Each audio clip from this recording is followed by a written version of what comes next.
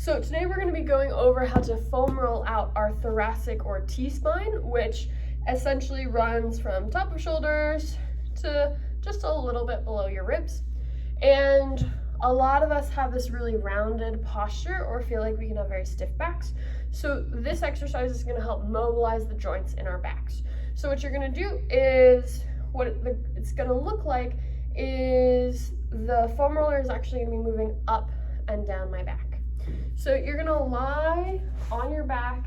I like to sort of start in this bridge position. And to find your starting place, you can just roll it towards you. I always like to support my head because looking back that way can be a little bit hard on my neck, but everyone's different.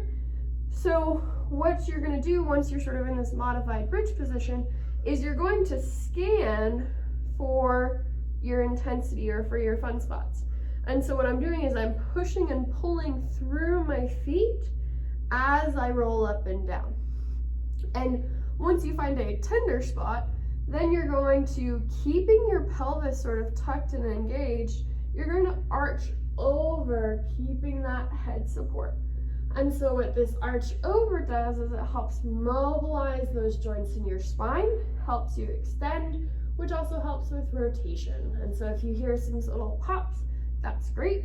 And then move on up to another spot, arch and extend over. Notice that I'm not allowing my low back to steal the arch or help. I'm really keeping the arch isolated to be coming from where the roller is. Now, if that feels easy or if that feels fun, what you can do is you can arch and twist to one side so that you're getting a little bit more of that angular movement. Yep. I tend not to tell people to go all the way down into their back. This just feels awkward. But if your low back is really tight, one trick I like to do is to move the roller down to sort of just above the top of the pelvis, and then you can bring your feet up. And this applies a nice amount of pressure to the low back and to the muscles of the low back. And then from there, you can tap, again, changing the pressure.